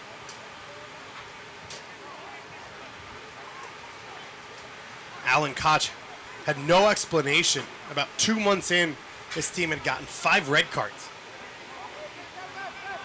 It's certainly not the kind of thing that you want from your team. A free kick coming. Lewis and Tenari once again. Lewis ball played in, headed down by Berry. Velo looking for space to get a shot away. He does, but it goes over the top. You put yourself in a hole like that so early for any game and any coach, and it's going to make them pull their hair out. Mitch Hildebrand got a red card at Red Bull Arena last year on the road against New York Red Bulls 2. Yeah, that was a tough one. That was a VAR incident. Ball played through for Velo. He's got 2 options in the middle. He slows up, looking for Lewis, and it's blocked by Hildebrand. We talked about his problems last year, but it hasn't been the case this year. Nothing he can do about the 2 goals, but a big save there at the feet of Velo to keep his team alive. Velo's one of those players, I think he's just been on a kind of tough run of luck. He puts himself in good places. He has the vision to create the passes, but just a step off or a little bit late at times. And it looked like maybe he took himself too flat an angle there, Joe. Made the pass kind of obvious rather than keeping the shot an option. Yeah. One too many touches. Barry there with the interception. Greg can't keep it alive and it goes out. Soccer fans, Nike's the official sponsor of the USL. For more information, visit NikeSoccer.com. We've got second substitution of the game coming. It looks like Danny Koenig is going to come on in place of GB Fall for this one. Yeah, you got to say it was a disappointing performance from Fall. He had that great chance early, but he never really got himself in another good, dangerous position. He tried to use that physicality. It didn't really work out for him. And Danny's a little bit more of a finesse player, so they're going to look to try to play through the middle and make Ndam defend with his feet. Powder's cross is blocked out. Danny Koenig, the Danish 30-year-old, coming on the field as Powder gets into the box, clips it into the middle. It goes through Lewis and Bonomo. No FCC defender there, but a miscommunication between teammates. Now Lewis facing up Hosu. Another cross played in. Bonomo's header is over the top. Great ball in from Lewis there. Good job cutting back to his preferred left foot. A little bit unfortunate on that first one that no one could get on the end of it. A number of opportunities in the last few minutes for New York. Bonomo, an open header from inside 10 yards. The form he's been in this year. Expect that one maybe to go on frame. Nicholson takes the free kick quickly into the feet of Greg. His cross blocked for a corner kick. Another great tackle there from Scarlett. And in a dangerous spot for him, but he's still willing to go down to the ground and make that. And I'm picking up a yellow card here. He's not happy with the call. Looked like a little bit of pushing after the play, although he felt like Danny Koenig maybe was the one that was at fault. Excuse me, Greg. But Endom definitely came over and put his chest into Greg before he was going to talk to Scarlett. Yeah, a little puzzling from Ndam. He doesn't need to do that there. Taken short. Hosu with the better angle. He puts in the cross, but a foul is called. Danny Koenig doesn't lack for size, 6'2" as well, coming on. Had a tough year last year in Oklahoma City after his breakout year in his first year in America with 21 goals. Coming second in the Golden Boot race to Matt Fondy in 2015. Yeah, I think when Cincinnati was having some trouble earlier in the season, they needed someone else to sort of lighten the scoring burden on Jimmy Fall, and Danny Koenig's done a great job of that. They thought it would be Andy Craven, but he was not able to score the goals, and so a like-for-like swap between Craven and Koenig, a new destination for those two to try and get them in form. Powder off the back heel from Bonomo. His crossover, everything as Flemings goes to ground, but it won't matter. That one rolls through for a throw-in.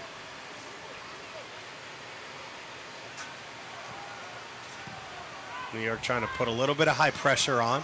Endom with a mistake. Koenig's able to get it to Greg, who's onside. He's behind the midfield line. And then Endom takes him out. This is a dangerous moment. He just picked up a yellow card, and that's the second one, and that's a red for Hassan Endom. That's a tough card to take in that situation. I didn't think that he was doing anything necessarily out of spite or anger. Just looking to play the ball. Obviously, he puts himself in a bad spot there. Collision of the heads, and he's sent off. Tough spot for the Red Bulls with a little under a half hour to play and a 2-goal lead. So another red card for New York Red Bulls too. I mentioned Basulovic picking one up at home against Rochester a couple weeks ago.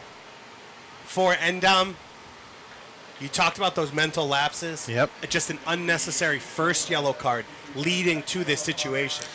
A little bit of trying to make up for his mistake a moments ago where he stepped up into the midfield and misplayed the ball that started that move. He comes back maybe firing on too many cylinders and just gets caught in.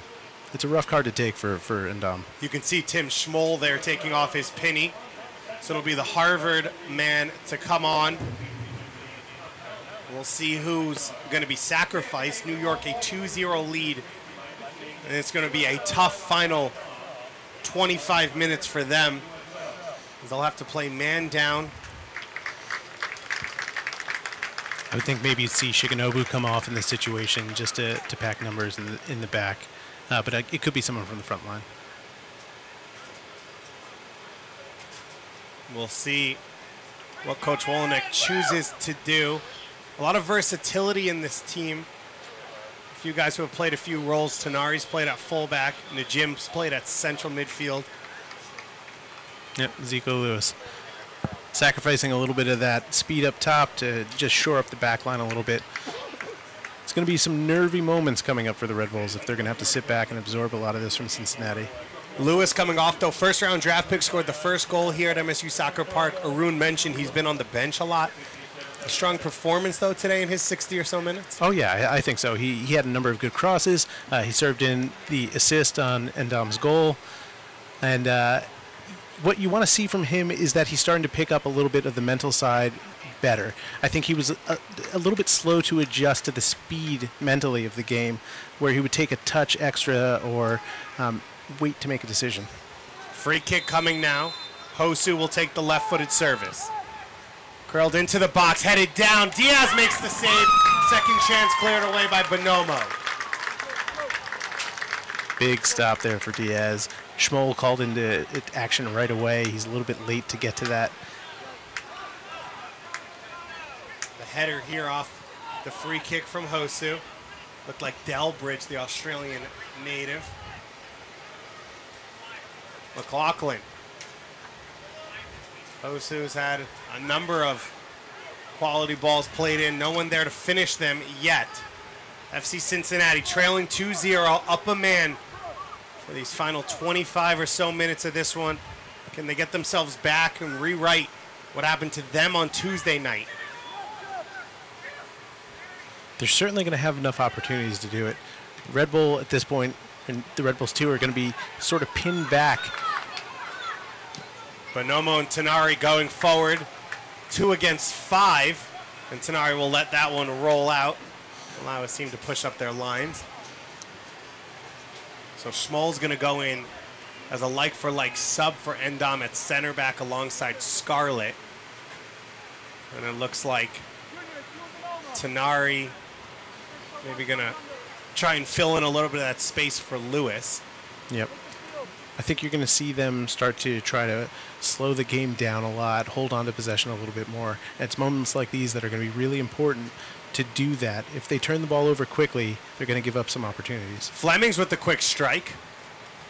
And he pulls that one wide to the near post. Joe, for Junior Flemings, thought he was one of the most dangerous players on the team last year. Went down to knee injury. They were still able to win cup without him. He hasn't fully been back yet this year. I think the way the team played this year is not significantly different than last year, but they have changed a little bit, and he's still kind of adjusting to that. And just getting back up to full fitness for him was a big thing. he showed well early, but he's had some struggles, and I think that's good for a young player to kind of reacclimate themselves and force them through tougher times. Junior Fleming's 5 goals this season, 7 last year. He was on the Gold Cup preliminary roster for Jamaica. Played a little bit in their Caribbean Cup qualifiers in June. Powder looking for the feet of Velo, and it rolls out. And Junior's a guy that Jesse, I think, was very high on. So he wants to see him kind of react to this type of form for him, or run of form for him. Can he work his way through it and get back to the player that he was last year? Substitution coming for water break now, although FC Cincinnati is about to make a sub as well. We'll get you that information as soon as we have it. 87 degrees, real feel here at MSU Soccer Park. The first year of the home of New York Red Bulls too. Joe, they played the last 2 years at Red Bull Arena. What have you thought about this move in this facility? I think getting into a space that is more acclimated for the size of the crowd and the team has been very good for the team. Obviously, the field of Montclair is a step down from Red Bull Arena. I don't think anyone would question that. But it's a better atmosphere, I think, overall. The cavernous confines of Red Bull Arena were at times maybe a specter over the team. And so it's good for them to have this nice little space, getting lots of families out. And it just, I think, will help with having sort of a carrot for them to go for, to get to the arena with the big team. Rafa Diaz with a big save there. Red Bulls have already done construction here to add to the stands, to add to the field, more expected, as we expect to see a stand, as you see back there, that house behind the Mitch Hildebrandt goal. We expect to see another stand with locker rooms added to this one, give even higher attendance, as well as some better facilities for the teams to go in and out of. Montclair State, long in the history of New York Red Bulls, the former training ground for the MLS side. A certain Thierry Henry, who had a birthday this week. Yep. Spent his days here. Remember seeing him with the big parking garage in the background. The Red Hawk deck off behind us that hosts the 2 banners for New York Red Bulls, USL regular season champions, USL Cup champions in 2016. Set the record for most points and most goals in USL history. Was 1 away from the record in shutouts as Junior Flemings comes forward here. He's got Barry. He's able to cut inside of Austin Barry and rip it home. Great finish for Flemings there. A wonderful ball through. I think it was Shigenobu who played that. That found Flemings on the run. Great job to cut that back and look for that back post. The dance between Bartley and Flemings. Just about 7 minutes after FC Cincinnati was given life with the Hassan Endam red card, Junior Flemings drops the hammer here. Fantastic finish. Hey, we were just talking about how he's got to get himself through this run of form, and that is a perfect way to do it. Getting the ball in the back of the net and doing it consistently. Looking like the Junior Flemings of 2016 there with the speed, the touch, and a rocket finish. Nothing Mitch Hildebrandt could do about that one. I gotta wonder what Austin Barry was doing there, because there's nowhere else for Flemings to go but cut back, and he was still caught off guard by it. We've talked all about the run that FC Cincinnati has to go through mentally. Yeah. Maybe at times turning off. Austin Barry's played about 300 minutes of soccer over the last 7 days, and none of it has been easy. Yeah, and that's sort of what we've been seeing out here. Is it's a team that looks mentally tired. They've kept themselves in the game, but they've had these issues. Flemings is onside. He's one-on-one now. He gets by Barry and makes it 2. Junior Flemings, 2 goals in 2 minutes, and New York Red Bulls who are running away with this one. Which team is up a man right now? This is a fantastic result for the Red Bulls. Flemings apparently on fire out of nowhere. We talked about Junior Flemings getting back into form. Kept his run onside. He's got his 6th and 7th goals of the season here to tie his mark from last year. For Cincinnati, for the congested schedule they've had, you're up to 12 goals that they've surrendered over the last 3 games. Great job on that first touch from Junior, and then just slotting it nice and easy to that back post. Nothing Hildebrand could do. Austin Berry caught out of position on that one. It looks like Kevin Schindler is the one to come on in place of Berry now. It was a tough afternoon for Berry. Much needed rest on that bench.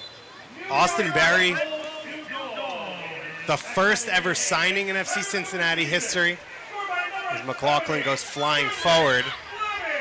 His shot just off a little bit. A Cincinnati local who had played in MLS, was 2012 Rookie of the Year, then bounced around a little bit, ended up in South Korea for a little bit of time. You can imagine how hard it would have been to score your first goal of the year, go up 2-0 in your home city, your home stadium, and then lose in that U.S. Open Cup semifinal, and now have to come back here being down maybe. It's a lot to ask of a player to reset from something like that. And, to already be down 2-0, seemingly get an advantage with the sending off of Hassan Nadam, it's a tough break for Berry, who I thought had played mostly well today.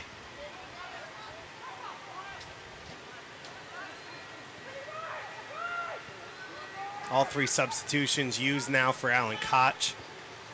New York Red Bulls 2 still trailing, down a man, playing 10 on 11 because of the red card to Hassan Endam, but leading 4-0 in this one. Velo charging onto this ball. One-on-one with Hosu. Does the smart thing and tries to keep possession for his side. And he's able to get by Hosu. Florian Velo charging into the box, looking to get to his right foot. Behind Najim was the pass. Now here we are again, where Red Bulls look like they're the man up. This one will roll out. Joe, we watch this team play all the time for Red Bulls too, and I asked the question to Arun Basulovic, this team would win the championship, why? And just as a way to ask the question, but you start looking at this team and they've come along. Every year they've had a great stretch in the summer now. They're going to move to 3-0-1 in the last 4 games. A 4-0 win here at home against FC Cincinnati. This Red Bulls 2 team playing the best soccer of the year. Yeah, it's a statement win against a playoff team, which is something they really needed to do. I think having those early struggles can sometimes help coalesce a squad, where you've gone through it together. Now it's time to put our head down and put the work in. And when you get some results that you can maybe hope to compound that feeling, it becomes easier. And you're seeing that out there now.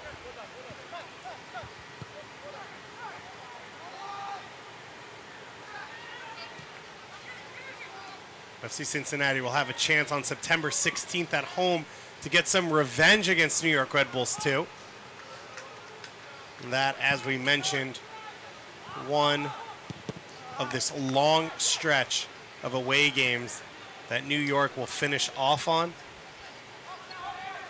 They're against teams that are all right around them in the standings. They travel to Ottawa before they come home against Tampa. They then play at TFC2 and FC Cincinnati in back-to-back weeks.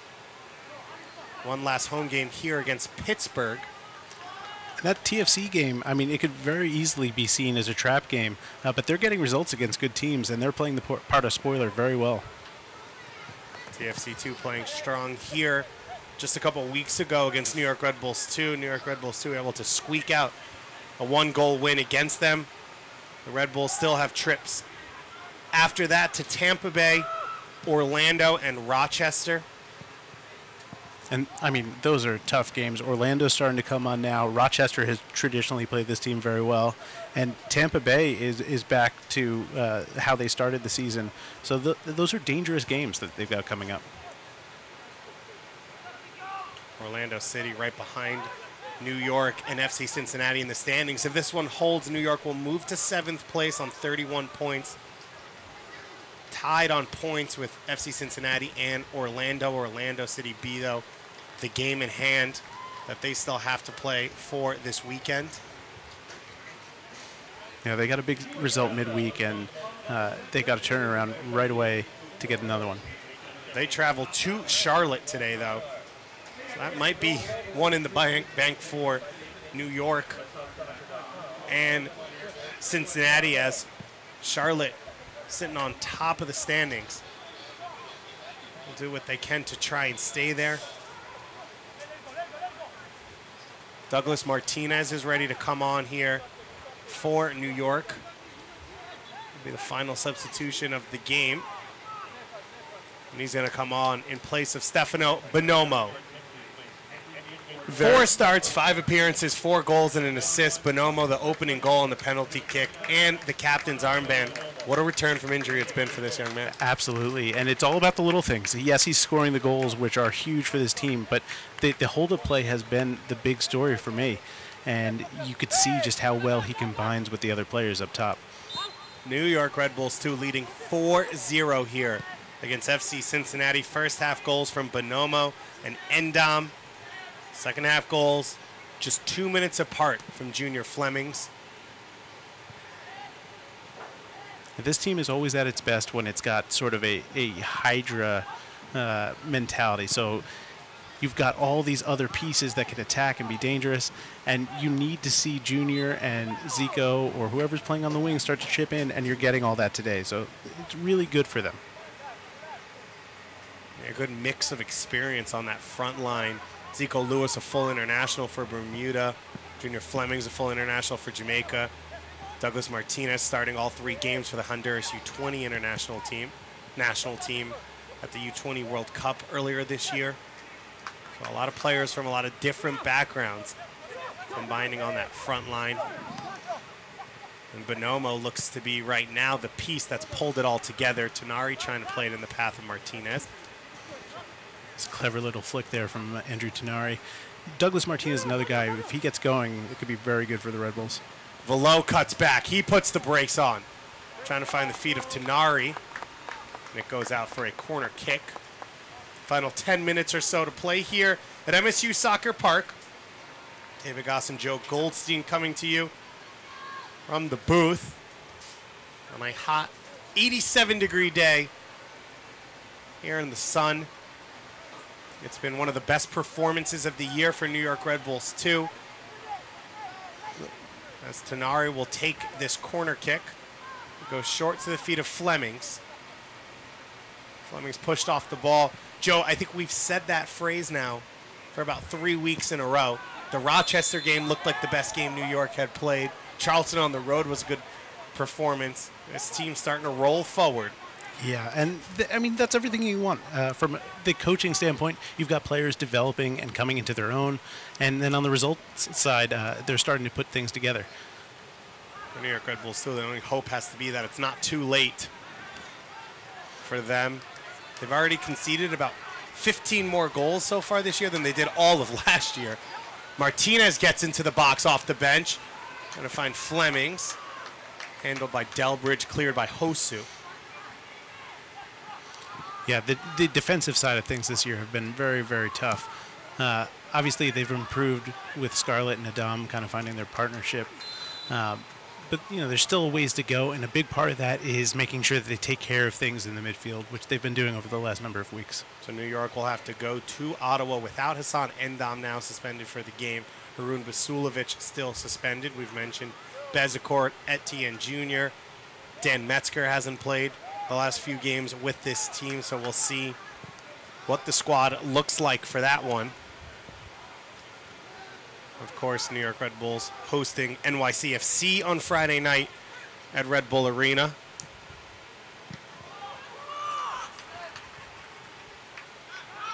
Yeah, heading into that final stretch, you definitely don't want to be without some of those guys, but it will definitely be a good thing for the team to show their depth that they can get the job done. Bone pushing it wide. Greg's cross played in. Swung on and missed by Koenig. Hosu's going to be the one that saves it. Another cross played in, flicked on at the near post, and cleared away by a Red Bull defender.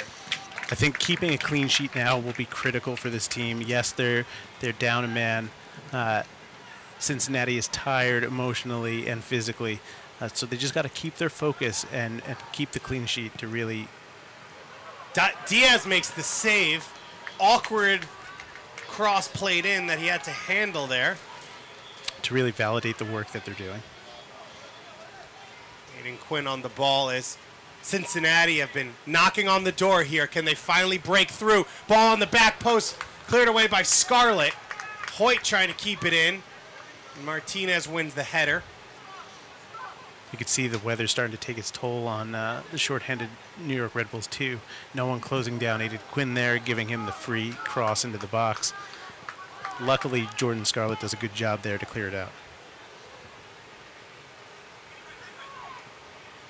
Delbridge to the feet of Quinn. Cincinnati still playing man up against New York. They've given up 2 goals, though, since they've gone man up. This man, Junior Fleming, sitting on a hat trick right now. Tries to blow right by Delbridge, takes the shot, and Hildebrand makes the save. The fans loving right now the confidence of Junior Fleming. I think that's one thing that he's always brought to the table. He's always willing to just run at players. Jordan Scarlett getting into some trouble here. A yellow card coming for Scarlett here in the 86th. A lot of work to do for our head official, Kevin Broadley, in this one, as Ben Mind is going to be coming on now for Junior Fleming. So 2 goals in 2 minutes for Junior Flemings to take his total for this season to 7. And now the young academy player will get a run out here late in this one. Encroaching in on those numbers from Brandon Allen. Maybe he will overtake him before the end of the season. Although with the run that Bonomo's been on, it's anyone's game, I guess. Brandon Allen, 9 goals so far this year, in first place, the leader on this team. But as we said, on loan at Minnesota, so he won't play again for New York Red Bulls 2. A shortly taken free kick, unnecessarily turned over there by Aiden Quinn. Tanari deep in the half. He gets by Quinn, keeps the ball in. How about that work there from Tanari? My goodness. Stealing the ball, running almost the half length of the field, and almost getting an assist. Schmoll handles that one for New York. Red Bulls 2 coming into this one. Over the last few games, we mentioned they've been playing better. They got their goal difference down to just -9 as Martinez earns the free kick. So now just -5. FC Cincinnati coming in with a 0 goal differential. Goal differential, the number 2 tiebreaker in USL standings. They were at 0, now at -4. So New York's put themselves back into a conversation where they could potentially win a tiebreaker with this game. New York Red Bulls 2 have been one of the better scoring teams in the league too, but their defense kept letting them down early, so they're finally getting on top of that. I mentioned how important that shutout could be for them in this one. So Noah Powder and Velo standing over this one. Powder, the left footer. Velo's the one to take. He blasted into the wall.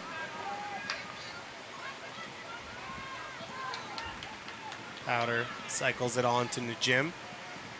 Shigenobu is going to go a full 90 minutes here. And his 3rd career start. His yellow card now shown to Hosu. It's his 2nd card. He's off. And he's off with a red card. Hosu shown a yellow card in the 51st minute, and now here in the 89th, and so we are even on numbers. I mean, that's the frustration of the team right now. You know, they're down. They gave up 2 more goals after going a man up. And the week that they've had, it just all came out right there. New York Red Bulls 2. Really pushing, pouring it on now against FC Cincinnati. As Joe mentioned, Hosu coming through the back of Shigenobu. Trying to point and say he got the ball, but easy call there for Broadley, just as it was with Endam. That's the 2nd card Shigenobu drew on Hosu. Yeah, I guess he got under his skin today. Kazu Shigenobu, just a high schooler, on loan from the academy. Velo tries to get by Quinn. Schmoll stepping up, winning back possession as we enter the last minute of regulation here. New York Red Bulls 2 came in as the 9th place team in the Eastern Conference. FC Cincinnati, the 7th place team. And they've now swapped here through this one. Bonomo scored the penalty kick that Powder drew in the 23rd minute to take a 1-0 lead. Endom doubling the lead in the final moments of the first half for his first professional soccer goal. He then received a red card in the 63rd minute. But Junior Flemings made it 3 and then 4-0 just 10 minutes later with 2 goals, 2 minutes apart. The foul will go against Martinez here. A hot day, the hydration breaks in effect, 87 degrees. But New York Red Bulls 2, Joe, have not been cooled off by that and have really enjoyed this one. Yeah. I think they took the game right from the start after they had that little wake-up call from Jibby Fall's shot off the crossbar. And they asserted themselves very well. Fall hitting the crossbar less than 10 minutes into it. Scone put that one over the top. A minimum of 3 minutes of stoppage time shown. For Cincinnati, not a lot of clear edge chances in that first half. They came out with some energy to start the second half. And then you'd think the red card would push them forward, but instead Junior Flemings took it on his shoulders to finish off the game. Well, we talked earlier about them pushing number 4 was going to leave them exposed at the back, and sure enough they were, and Junior Fleming's speed allowed him to get 2 very quick goals, and that really took the wind out of Cincinnati's sails. Vasulovic said it was the best performance, maybe best first half of the season at halftime. A strong second half as well, although you're never happy with a red card to end on. Does anyone stand out to you as man of the match or shining light after this one? It's not the guy that I think a lot of people would immediately have come to mind. Obviously, Junior Flemings did a great job getting those 2 goals, but the work of Tenari cannot be understated. I think he has really troubled teams, and it helped them transition time and again.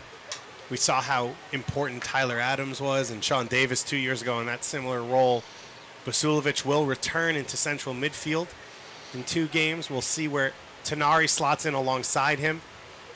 And of course, as you get into the fall, it gets tougher and tougher to get Shigenobu minutes, as he will have to go back to school and not be able to train with the team. They're definitely going to have some decisions ahead about who's going to be partnering up there.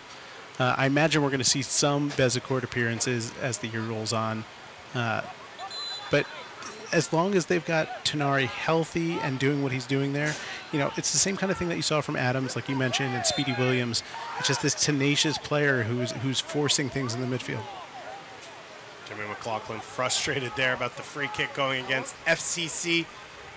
For FC Cincinnati, it'll be a tough one to swallow after one of the toughest weeks in their history. They have Ottawa at home on Wednesday night. So a quick turnaround for this team. There'll be no Hosu in this one. In that one, Paul Nicholson now picks up his first yellow card of the game. Again, that's more frustration from Cincinnati after a very tough week. Arguably, the Red Bulls 2 could hold this win over their senior counterparts, but obviously they had a more exhausting stretch before their game. That makes 8 yellow cards in total for this one, shown by Kevin Broadley, as well as a penalty kick. 4 of those just shown to Endom and Hosu, of course. As we are in the final moments of this one, New York Red Bulls 2, their most dominating performance of the season. A 4-0 win over FC Cincinnati puts them back into the playoff field at least till the end of today. As the final whistle goes, New York Red Bulls 2, a 4-0 win against FC Cincinnati. Joe, outside of the red card, really everything went right for them. Absolutely. I think they took advantage of a team that was coming off of their biggest match of their existence. And they put the screws in. They did the little things in the midfield, and they just got the result. New York Red Bulls 2, a 4-0 win, starting to close up their goal differential that was really killing them early in the year, and now on one of their best runs of the season.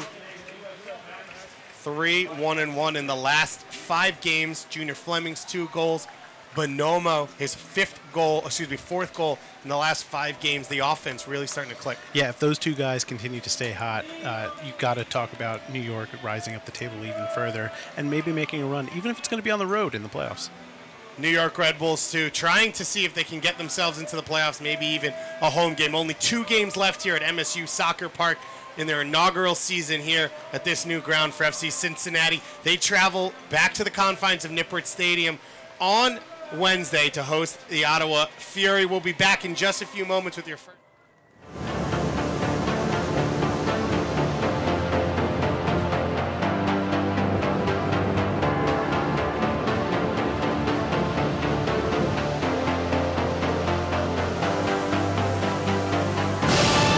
We've raised the stakes. Expectations are high. Our biggest season yet will break records with elite players and future stars. Innovative technology and new homes. We're growing the game in our communities and across the nation. Are you ready?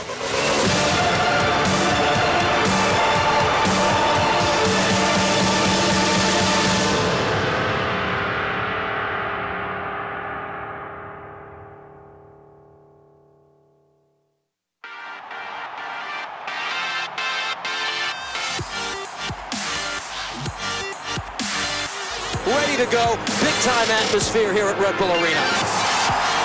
Wide shot saved by Robles. Bradley right for it. Has scored! The ultimate scoring machine. And New York is on fire. Hashtag New York is red. And who would argue with them? You're reading that right. New York Red Bulls 2, a 4-0 win over FC Cincinnati. FC Cincinnati closing out a 3-game week, one of the tough weeks in their franchise history. New York Red Bulls 2 starting to cruise now, 3-1-1 in their last 5 games, going down a man but still able to score 2 goals. And Joe, they got started early on. GB Fall hit the crossbar, but then it was all New York to close out that first half. Yeah, we talked about how dangerous Cincinnati was going to be. Obviously, the Red Bulls a little bit fortunate to get that penalty kick early. Bonomo finishes, and they just rocked from there. It didn't look like Cincinnati could recover.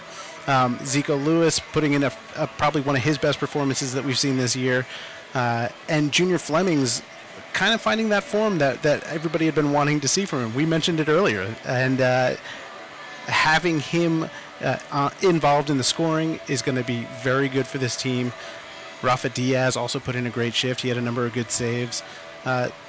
Not much more that you can ask for from this team. Rafa Diaz made a big save to close the first half on Austin Berry, and then the big save you saw there against the header from Greg, and Junior Fleming's put the final 2 nails in the coffin. 2 goals, 2 minutes apart to make 7 on the season for New York. A number of big-time players missing in this one, and they still get a 4-0 win. One of the best performances of the season for New York Red Bulls 2. For Joe Goldstein, myself, David Goss, our head producers, Richard Kaufman, we thank you so much for joining us here. Only 2 games left at MSU Soccer Park this year, so come on out.